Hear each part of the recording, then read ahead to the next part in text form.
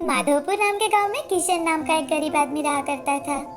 वो हर रोज सुबह अंडा बिरयानी बनाता और सुबह ही बेचने के लिए निकल जाता था। किशन गांव के बीचों बीच जाकर वहाँ एक साइकिल पर अपनी बिरयानी बेचने का सामान लगाता और वहीं पर बिरयानी बेचता था। किशन की बिरयानी का स्वाद बड़ा ही लाजवाब था। उसके हाथ की बिरयानी अगर किसी ने एक बार खाई तो लोगों को दूसरों के हाथों की बिरयानी पसंद ही नहीं आती थी। और तो और किशन अंडा बिरयानी बड़े ही कम दामों में बेचता था।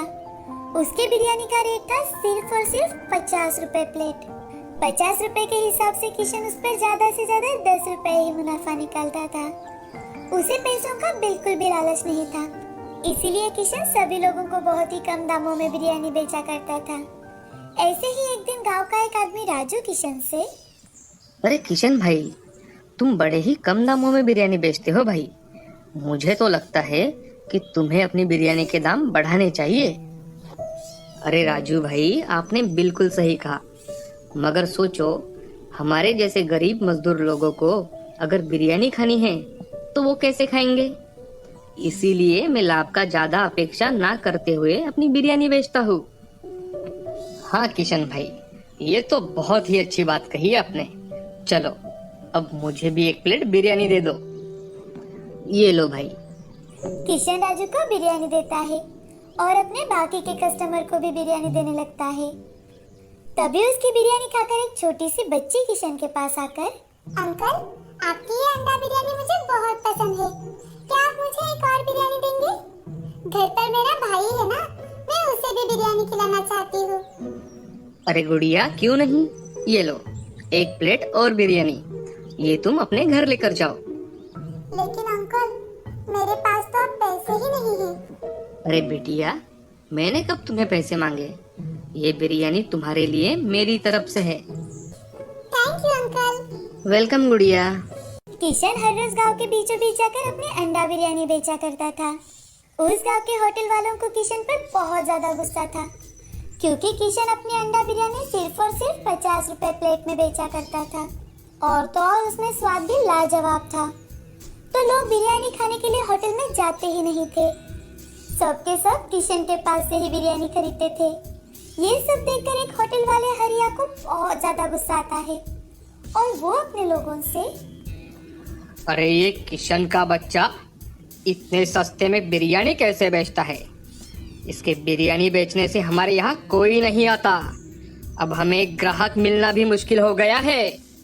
मालिक, इसका कुछ ना कुछ बंदोबस्त तो करना ही पड़ेगा, नहीं तो हमारा धंधा चौपट हो सकता है।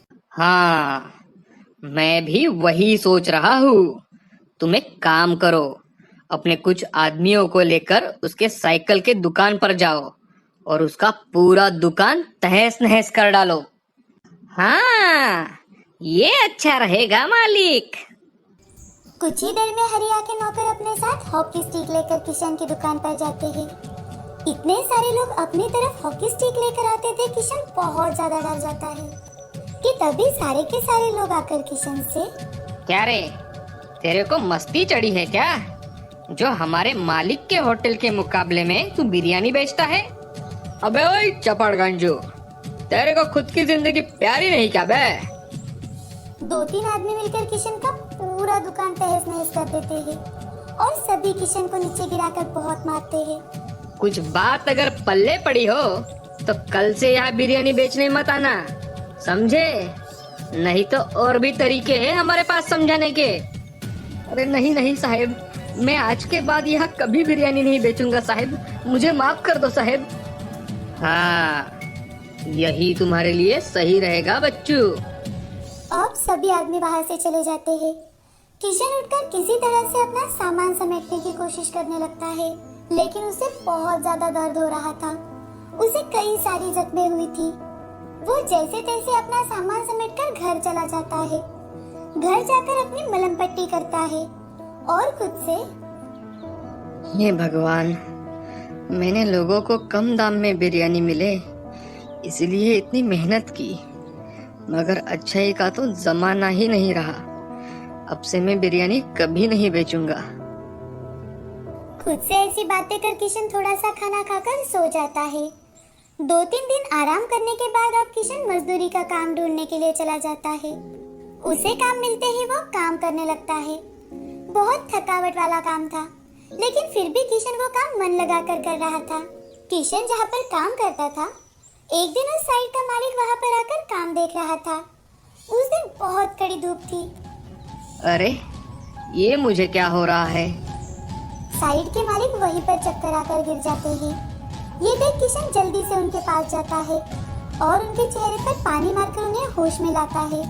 मालिक उठकर देखते हैं तो उन्हें काम करने वाले मजदूर ने मदद की थी। ये देख। तुम्हारा बहुत बहुत शुक्रिया। आज मैंने कुछ खाना ही नहीं खाया था, ऊपर से ये तेज धूप, शायद इसीलिए मुझे चक्कर आ गए। मालिक, अगर आपको कोई एतराज ना हो तो आप कृपया मेरे घर चलिए। मेरा घर यहाँ नजदीक ही है। मैं मेरे हाथों से बनी बिरयानी आपको खिलाता हूँ। अच्छा चलो, मुझे भी बहुत भूख लगी है। किशन उन्हें अपने साथ लेकर अपने घर चला जाता है। घर जाकर मालिक को एक कुर्सी पर बैठने के लिए कहता है। तभी मालिक किशन से, क्या घर में तुम अकेले रहते हो? हाँ मालिक, घर में मैं अकेला ही रहता हूँ। आप थोड़ी देर आराम कीजिए, मैं जल्द ही आपके लिए बिरयानी बना कर लाता हूँ। ठीक है। वहाँ पर बैठे बैठे मालिक देख रहे थे कि किशन कैसे बिरयानी बनाता है। किशन अपना हाथ जल्दी जल्दी चलाकर एक स्वादिष्ट अंडा बिरयानी बनाता है और बड़े ही सुंदरता से पेश करते हुए मालिक को देता है। मालिक बिरयानी का एक निवाला खाते ही, अरे वाह भाई, ऐसी बिरयानी मैंने आज तक नहीं खाई। बहुत ही स्वादिष्ट बिरयानी बनाई है तुमने, लजीज। धन्यवाद मालिक। तुम्हारे हाथों में अगर इतना अच्छा स्वाद है तो तुम ऐसी बिरयानी बनाकर क्यों नहीं बेचते? मजदूरी क्यों करते हो? मालिक की बातें सुनकर किशन की आंखों से आंसू आ जाते हैं और किशन अपने साथ हुई सारी घटना मालिक को बताता है। किशन के साथ जो कुछ भी हुआ वो सुनकर उन्हें बहुत बुरा लगता है। तभी मालिक किशन से, किशन, तुम एक काम करो, तुम मेरे साथ होटल चलाओ।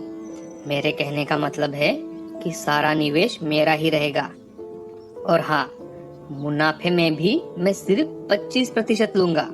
मालिक, ये सुझाव तो बहुत अच्छा है, मगर मैंने बिरयानी बनाना शुरू भी किया तो भी मेरी बिरयानी 50 रुपए प्लेट ही बेचूंगा, क्योंकि मेरा बिरयानी बेचने का हेतु यही है कि मेरी बिरयानी गरीब भी खाए।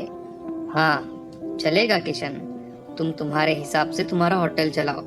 हम होटल का चैन खोलेंगे, उससे हर गांव का हर आदमी हमारी बिरयानी खाएगा। क्या कहते हो? मुझे चलेगा मालिक। तो तुम कल ही शहर आ जाना, ये रहा मेरा पता। बिरयानी खाकर मालिक वहाँ से चले जाते हैं।